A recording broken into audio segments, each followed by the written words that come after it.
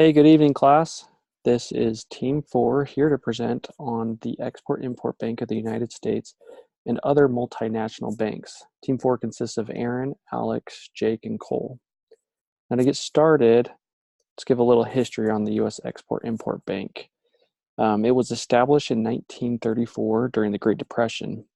This was a time of economic struggle, so Franklin D. Roosevelt organized the bank to create jobs by leveraging the exports of American-made goods.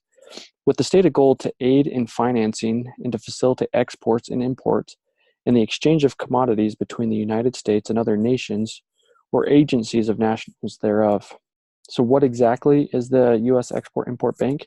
It is a bank that provides loans, loan guarantees, and insurance to exporters and their overseas customers when the private sector lenders are either unable or unwilling to provide financing.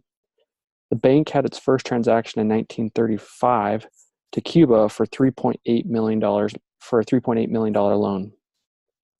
The bank became an independent agency in 1945 and is the official credit agency of the United States government. It was originally named the Export-Import Bank of Washington, and it then later changed its name to the Export-Import Bank of the United States. Most of the export finance through the export-import programs go to developing countries in Africa, Asia, and Latin America. It has been able to finance some interesting and historical projects, including the Pan Am Highway, the Burma Road, and much of the World War II post-Reconstruction. So why is it important? Exports are a major part of the U.S. economic job creation and overall growth. Export-import credit programs reduce the unique risk of exporting and ease the challenge of securing financing when commercial credit is hard to obtain.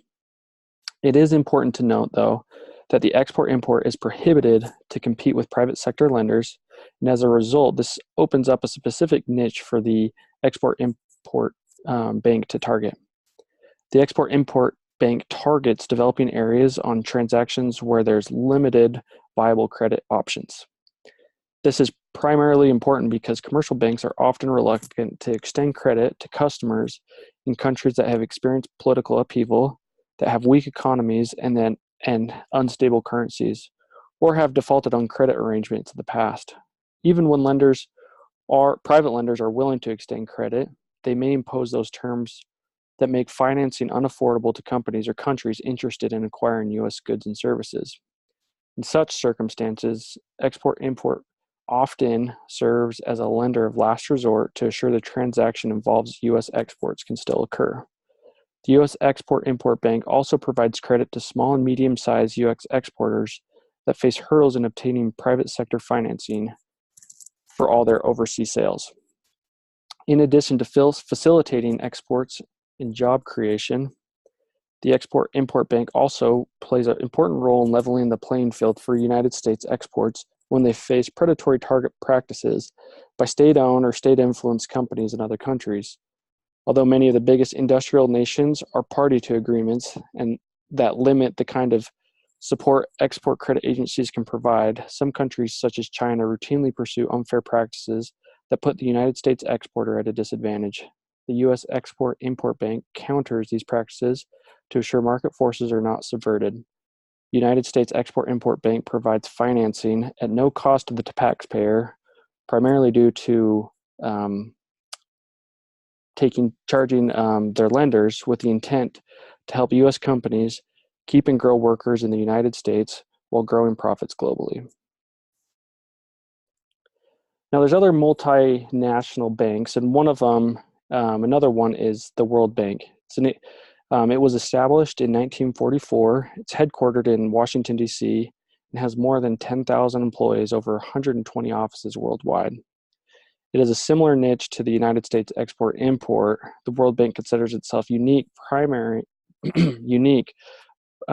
by providing partnerships to reduce poverty and support economic development by giving loans and offering advice and training to both the private and public sectors. The World Bank is not really a conventional bank, but rather a development institution.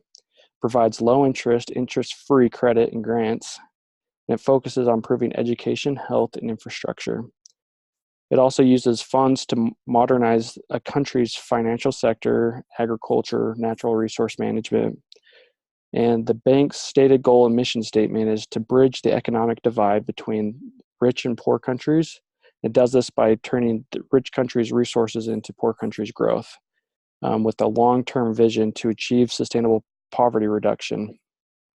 And doing this, they focus on six specific areas to overcome poverty, spurring growth, especially in Africa, help reconstruct countries emerging from war, be the biggest cause of extreme poverty, provide a customized solution to help middle-income countries remain out of poverty, spurs governments to prevent climate change. It helps them control communicable diseases, especially HIV and AIDS, malaria, and work with Arab League on three goals to improve education, infrastructure, and ability to provide small loans to businesses, microloans. The World Bank also closely works with three other organizations in the World Bank Group. The International Finance Corporation provides investment, advice, asset management to companies and governments. The Multilateral Guarantee Agency, which insures lenders and investors against political risks such as war, as well as the International Center for Settlement of Investment Disputes, and it settles investment disputes between investors and countries. Another multinational bank is the Asian Development Bank, founded in 1966, which is headquartered in Manila, Philippines. Similar to the World Bank and the U.S. Export-Import Bank, regards focusing on development, the ADB's primary mission is to foster growth and cooperation among countries in the Asia-Pacific region. The ADB participates in policy discussions, provides assistance to its developing member countries, provides co-financing operations, and raises funds through member contributions, retained earnings, payment of loans. And the bank's primary functions are, one, to make loans and equity investments for the economic and social advancement of developing member countries, to provide technical assistance, promote investment of public-private capital, and to respond to requests for assistance. Now, some examples of use from these multinational banks. One hypothetical example that we thought of was if there's, for example, a recent boom in aircraft sales and manufacturing, and Boeing wanted to enhance their hold on manufacturing in European countries, for example, Germany, Boeing could go to the U.S. Export-Import Bank, since Boeing is an American company, and asked them to give Germany a sovereign loan in order for Germany to purchase goods and help boost their aircraft manufacturing business. Another example that did happen was post-World War II. It was recognized that the U.S.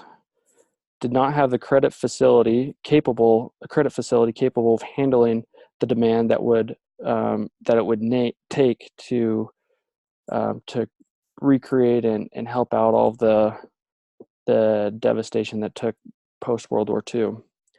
Partially, this was due to lack of ability, some due to lack of interest from the private investment groups. So the U.S. Export-Import Bank stepped in. And in 1945 and 46, the credit was offered by the U.S. Export-Import Bank to France, Denmark, Norway, Belgium, and the Netherlands, Turkey, Czechoslovakia, Finland, Italy, Ethiopia, Greece, Poland, and Austria to purchase equipment, facilities, and services from the United States. The financing was designed to aid reconstruction of nations to repair the import and export capability through the purchase of new machinery, currency exchange, and improvements and repairs of infrastructure and transportation systems.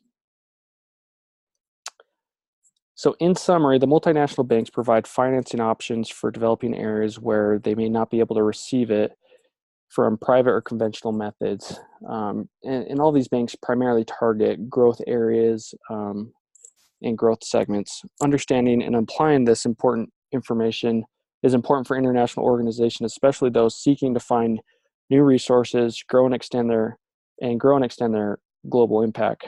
Many national banks are specifically trying to help countries in poverty benefit from the resources of wealthy nations and bridge the economic divide. Thanks.